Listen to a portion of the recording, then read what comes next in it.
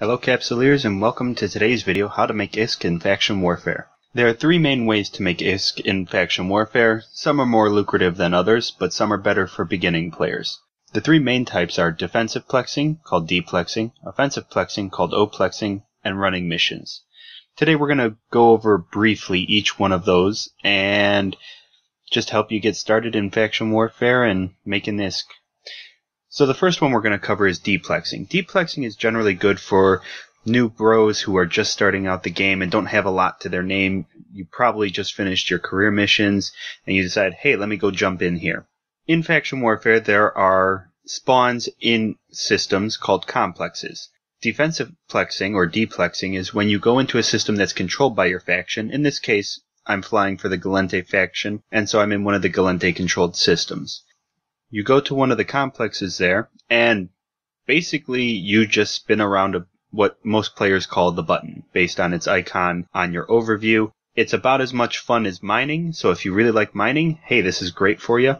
It's a very simple way to help out your faction and to make some ISK yourself. As you can see on the screen, we have the button, and it has the timer of how long you've got before this complex closes, and you get your loyalty points reward. This is, of course, a zoom in of me just flying around. Yes, I am in an Amar ship. Tough. I like my Amar ships. I just happen to be flying for Gallente today. You'll also see in the plex with you when you're D-plexing a red ship. Now, when you are D-plexing, that is, you are in a friendly system, do not shoot this ship. This ship is your friend. This ship is going to help you. And basically that's all there is to D-plexing. You're going to sit there, orbit the middle of the complex, and just wait for that timer to tick down. While you are there, however, you will want to have what's called your D-scan up. Now, if you're not sure what a D-scan is, I will have a link for you below. It's an interesting tool. It's very, very helpful. It is pretty much mandatory to learn how to use it. Once you get it, it's very simple to work with, but it is fundamental to staying ahead of your enemies coming in and ganking you, because anyone can enter a complex with you, including neutrals. So now we fast forwarded, because I know you don't want to sit there for 15 minutes watching me spin around, and the complex is about to close. I'm on the final couple seconds of it, and we're about to get a notification that, hey, the complex closed. Now in this case I was pretty lucky. No one decided to come into system and start messing with me, and the few people that kind of did were in ships that were too large. You'll notice that there are different grades of complexes, from novice, small, medium, large. Each one has restrictions on what types of ships can enter, which once you kind of get a feel for all the ships that you'll see on a regular basis, you'll start to be able to pick out what ships can get into what complexes, which is very useful in case you're trying to run away from guys in much larger ships than yourself.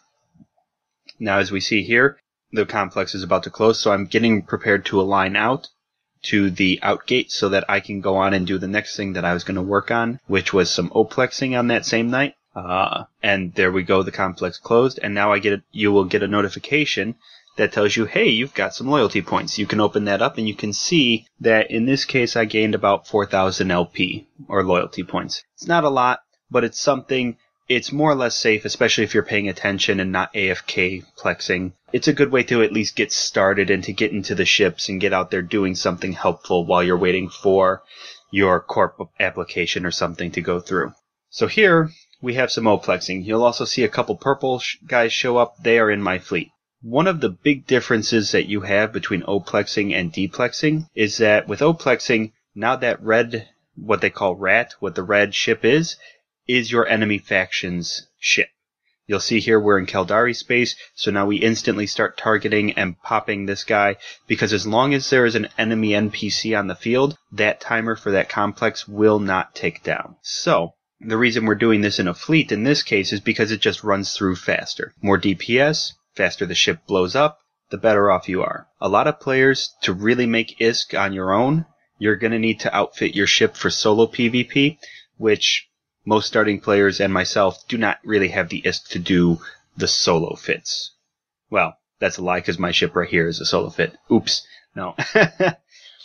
The payout from O-plexing is significantly better, especially when the system is more highly contested.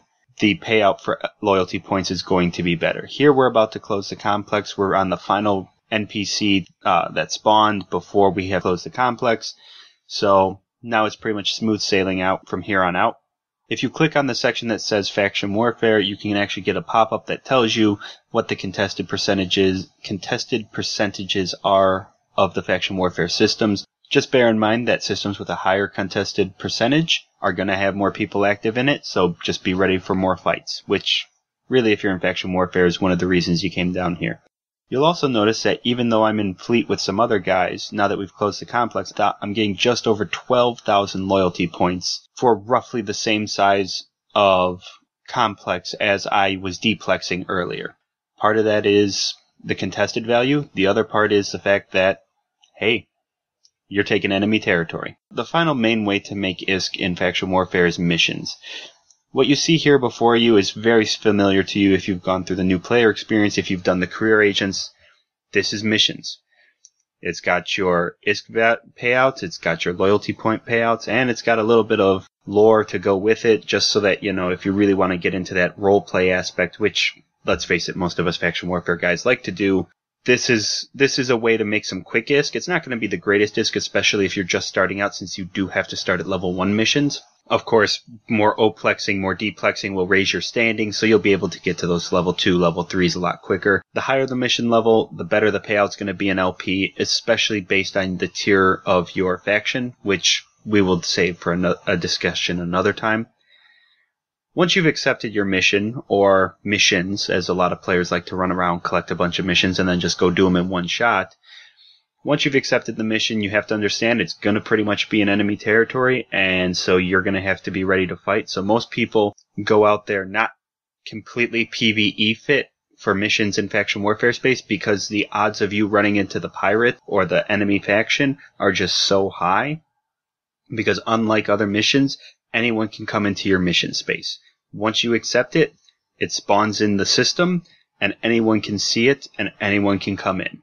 There are some missions that don't even have the acceleration gates, so that you don't even get some fair warning that someone's coming in. You just got to be careful when you're picking missions. We can go over that a little more in depth in a later video. The nice thing about your missions is you do not need to clear the complex. In this case, my overview wasn't set up properly, but all I have to do is destroy one structure, and I'm good to go.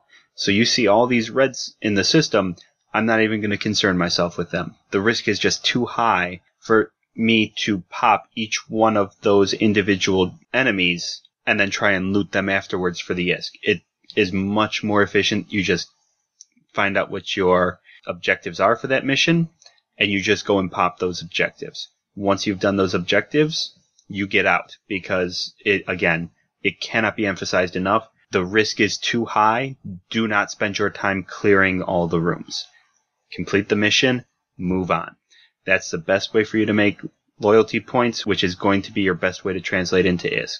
Now, the higher tier that your faction is, again, the better your payouts are going to be. And that's true from the plexing, that's true from the mission standpoint. How you cash LP into ISK? In a cursory way, if you're in a good corporation or alliance, they usually have some sort of buyback program where you contact someone, they tell you, hey, buy this from the loyalty point store, you buy that item, you sell it to them, you get your ISK. If you like to do the industrial yourself, it's a little more complicated because you got to do a lot of market evaluation, but in a sense, you're kind of cutting out the middleman, so a little bit more profit to you, just a little bit more legwork, and there's some transportation that you're going to have to do to get that done. Either way, I think Faction Warfare is absolutely fantastic. I have been having a blast since I've started playing in it, and I've only been in it for 2 months, but constant fights, constant ISK making. You can fly really cheap ships and still be super, super effective and feel super effective, which is something I never got from Null.